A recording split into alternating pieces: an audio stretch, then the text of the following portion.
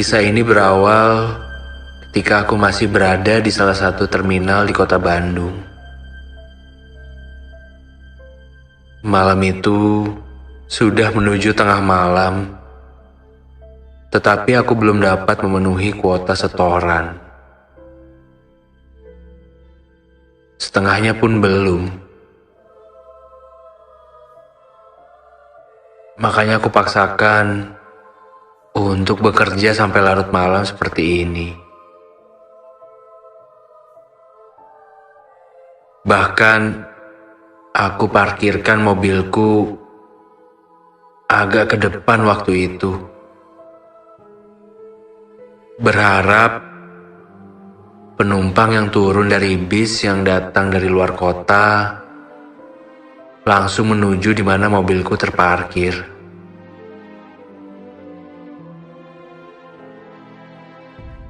Malam itu penumpang di kendaraan hanya ada satu orang,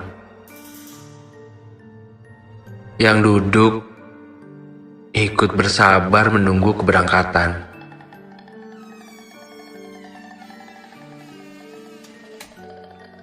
Selang tak lama, datang bis dari luar kota. Harapanku seperti tumbuh kembali. Semoga saja ada satu atau dua yang jadi rezekiku saat itu. Tapi sayang,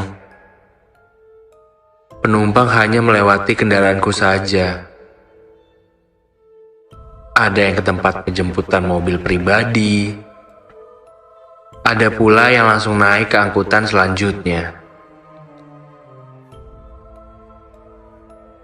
Begitu perputaran peluangku mencari rezeki setiap malam.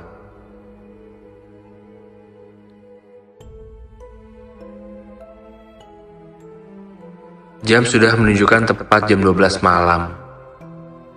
Terlihat dari kejauhan, ada bis dari Jawa kembali masuk ke dalam terminal dan menurunkan para penumpang. Disambut para calo menawarkan jasa angkutannya masing-masing. Hingga dari kejauhan ada satu kakek-kakek dengan pakaian yang sederhana berjalan seperti kebingungan. Anehnya waktu itu tak seorang pun menawarkan kepadanya. Seolah-olah para calo, tukang ojek, dan jasa angkutan lainnya seperti tidak melihatnya. Kakek itu berjalan hingga berhenti persis di samping WC umum. Aku pun segera beranjak menghampirinya. "Mau kemana, Pak?" tanyaku sedikit iba. Kakek itu tidak menjawab. Beliau hanya memberikanku secari kertas bertuliskan satu alamat. Sebenarnya setelah aku lihat tulisannya, ya memang searah dengan angkutan trayek mobilku.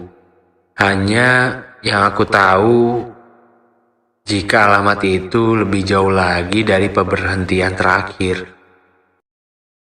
Oh, mungkin ini rezekiku malam ini. Tapi sebelum aku mengajak dan menawarkan kendaraanku, aku jelaskan, nanti kakek harus menyambung lagi, dan pasti harus naik ojek. Karena kalau malam begini, aku yakin angkutan sudah tidak ada.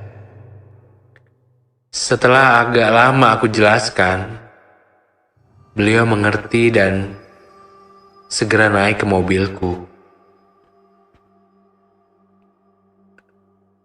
Aku lihat penumpang yang tadi pun sudah terlelap, bersandar persis duduk di jok paling belakang. Sedangkan kakek itu duduk di jok tengah dengan posisi sigap dan terjaga.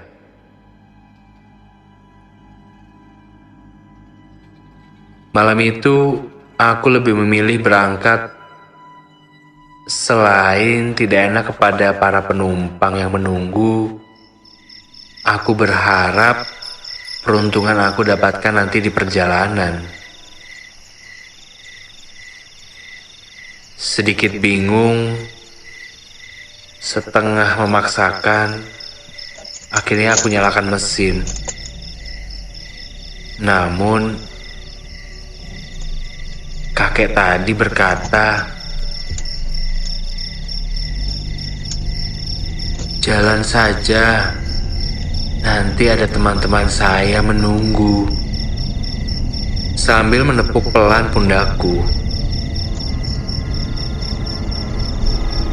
Kakek itu seperti tahu kebingungan yang ada di dalam pikiranku. Aku iakan karena cukup senang. Aku sampai lupa tidak mempertanyakan berapa orang temannya nanti. Singkat cerita, kami pun berangkat. Malam itu terasa sepi sekali. Memang itu bukan weekend atau hari libur. Tapi perasaanku tidak sesepi ini. 1 jam perjalanan tibalah aku di kota Soreang. Dari kota itu diperkirakan 1 jam lebih sampai di pemberhentian terakhir. Perjalanan sudah memulai memasuki perkebunan teh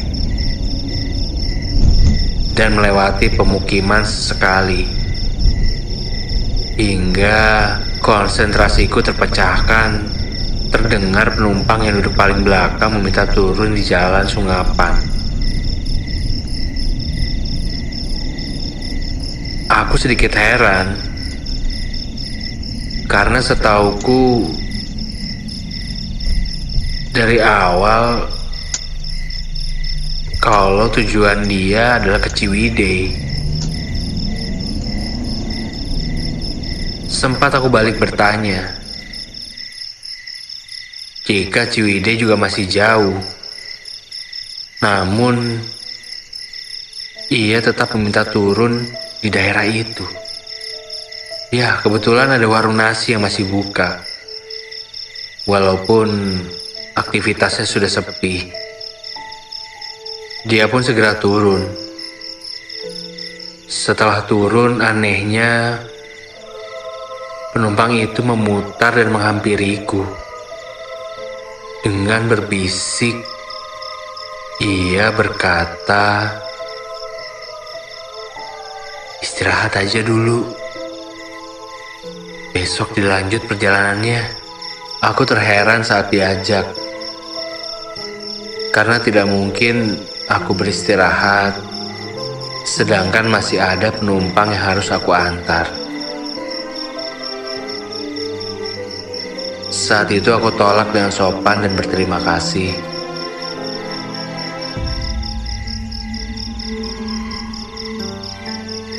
"Enggak, makasih. Ini masih ada penumpang yang harus aku antar."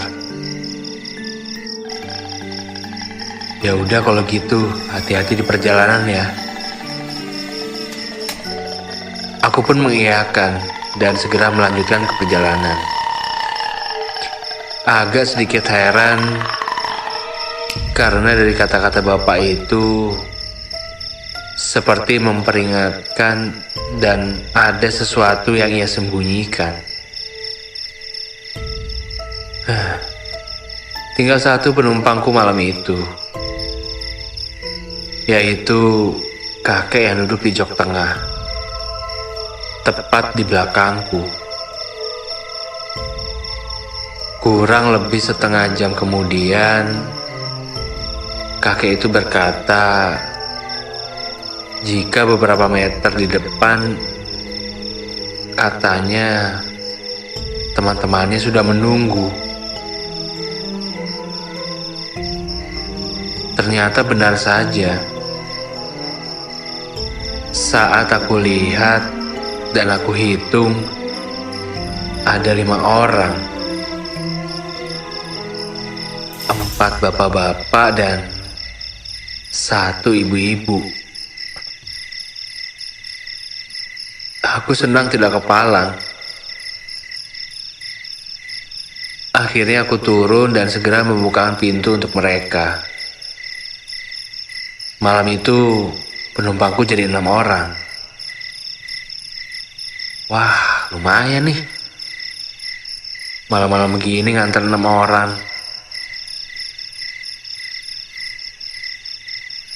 Walaupun agak sedikit aneh, kenapa tak seorang pun yang duduk di depan. Ditambah sepanjang perjalanan di dalam mobil sunyi senyap, tanpa ada obrolan satu sama lain. Hanya batuk sesekali yang terdengar kakek itu saja. Selang tak lama, akhirnya aku sampai di pemberhentian terakhir. Dengan sopan aku memberitahukan jika perjalanan sudah habis dan tidak bisa dilanjutkan. Saat itu, kakek itu spontan menjawab kalau dia dengan yang lainnya meminta diantar sampai tujuan. Bahkan dia akan membayar lebih, berapapun yang aku minta. Sebenarnya aku enggan, karena jam sudah menunjukkan pukul 2 lebih. Namun, waktu itu, selain aku butuh uang, rasanya tidak baik juga kalau aku tolak.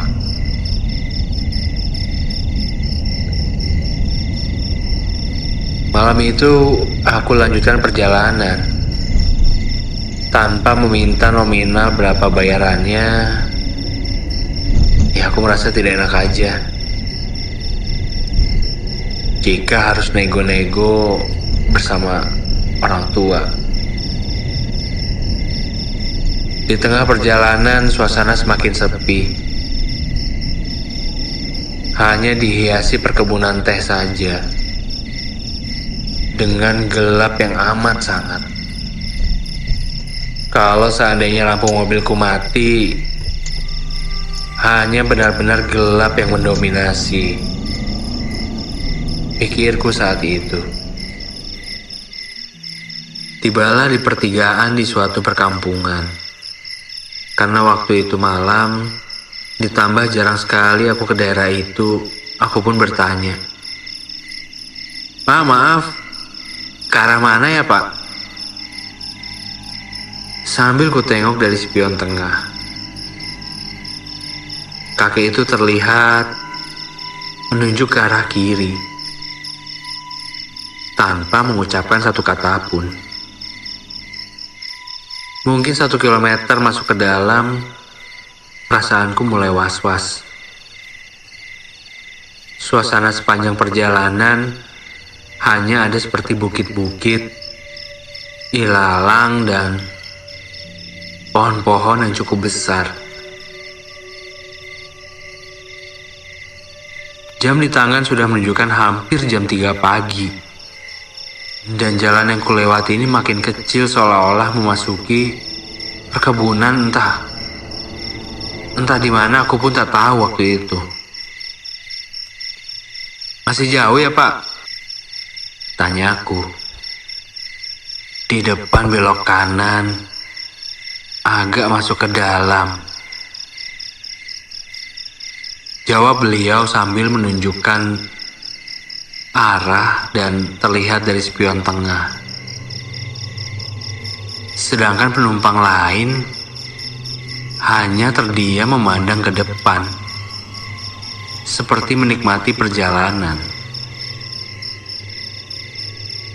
Setelah aku ambil jalan yang arah ke kanan, ternyata benar saja. Terlihat samar-samar ada gapura yang terlihat sudah tua, bahkan hampir tertutupi lumut.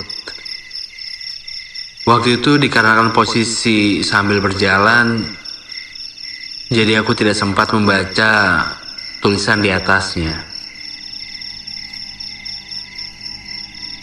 Singkat cerita, setelah melewati gapura tersebut, aku ditepuk untuk kedua kalinya kalau mereka minta turun di depan. Perasaanku akhirnya sedikit lega, karena akhirnya sampai juga. Walaupun perasaan aneh tidak bisa aku sembunyikan. Karena area itu tidak ada rumah satupun, hanya ada gapura kecil, menunjukkan kalau di situ ada jalan setapak yang hanya bisa dilewati pejalan kaki saja. Oh, mungkin rumah mereka masuk ke dalam jalan setapak itu kali ya, ucap pikirku. Setelah beberapa saat aku berhenti, anehnya aku tidak mendengar suara selayaknya orang keluar dari mobil. Sampai aku menengok ke belakang,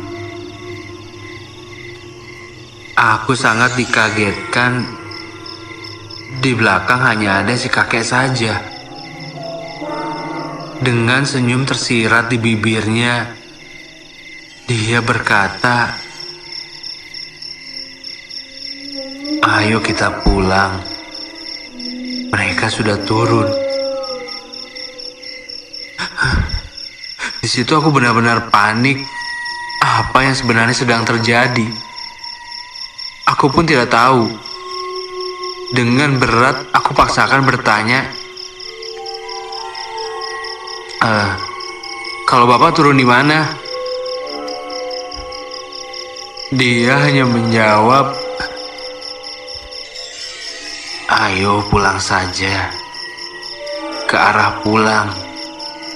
Nanti di perjalanan saya kasih tahu kalau sudah saatnya."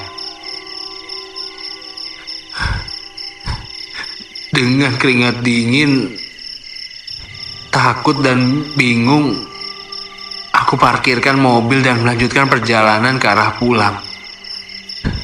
Hingga tibalah aku kembali melewati gapura tadi. Bahkan aku sempatkan untuk membaca tulisan yang ada di atasnya.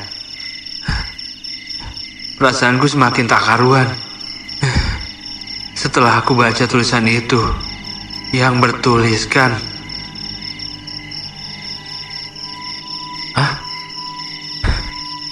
ya ampun, tempat pemakaman umum Ranca Bali.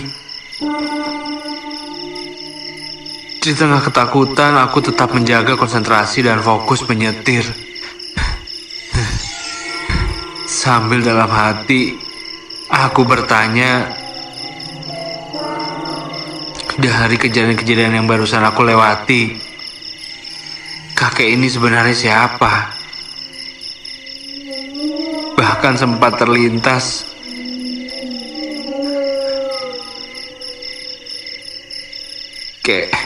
sebenarnya kakek ini apa? Sesekali aku tengok ke belakang.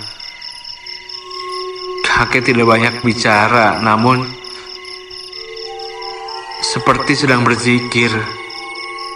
Aku hampir tidak sanggup melanjutkan perjalanan.